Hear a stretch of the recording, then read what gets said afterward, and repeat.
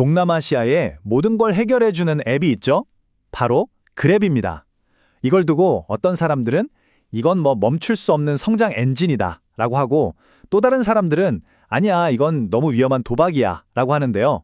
오늘 이 거대한 슈퍼앱의 성장 전략 그리고 그 이면에 숨어있는 진짜 리스크는 뭔지 한번 제대로 파헤쳐 보겠습니다.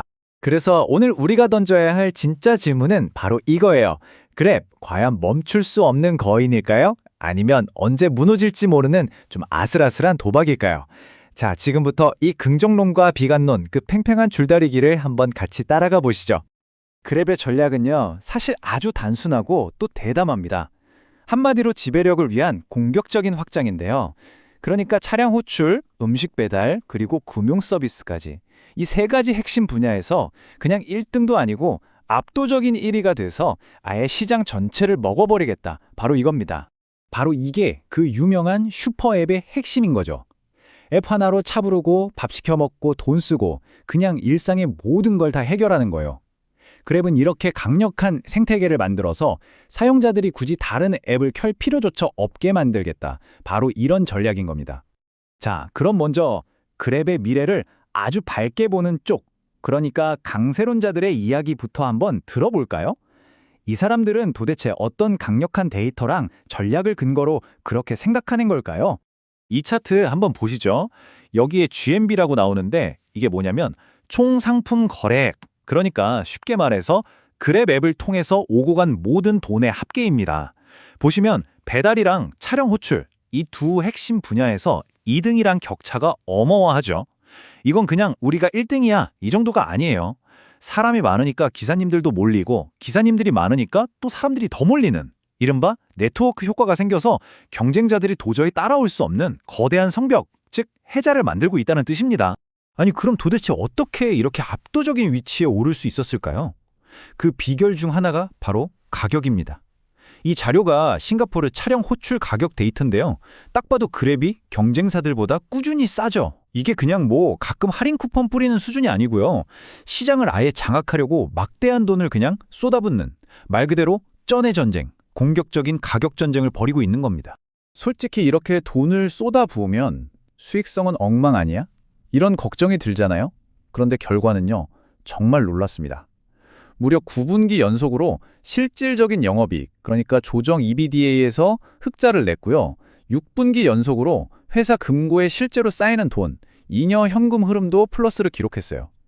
이건 진짜 대단한 건데 성장이라는 X를 있는 힘껏 밟으면서 동시에 수익성이라는 브레이크도 아주 성공적으로 잡기 시작했다는 아주 강력한 신호거든요.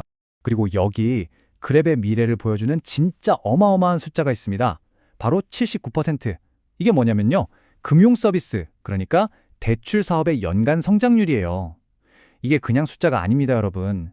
그랩이 이제 차 부르고 음식 배달하는 회사를 넘어서 은행처럼 돈을 빌려주는 진짜 금융회사로 빠르게 변신하고 있다는 증거고요.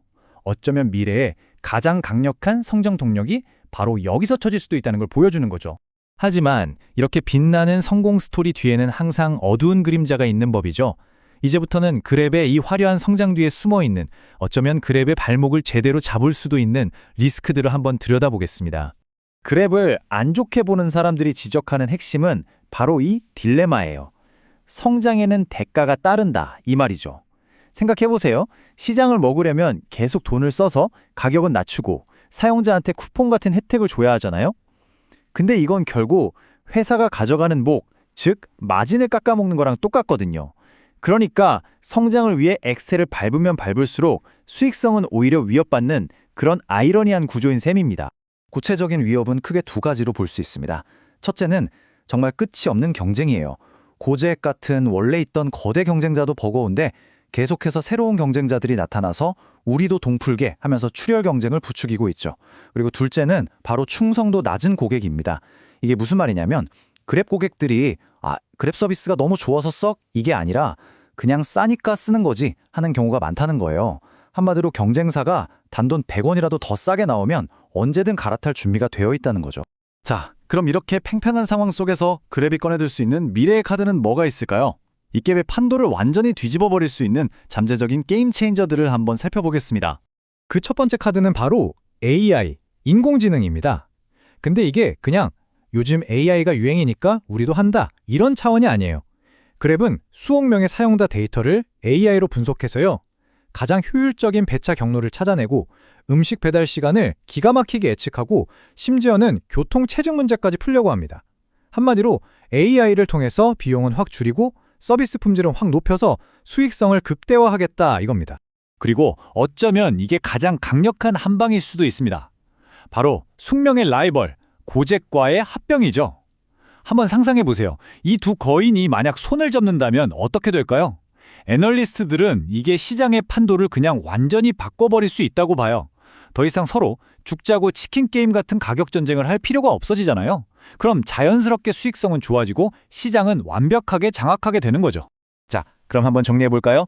그랩의 미래 성장 로드맵은 크게 세 단계로 그려볼 수 있겠네요.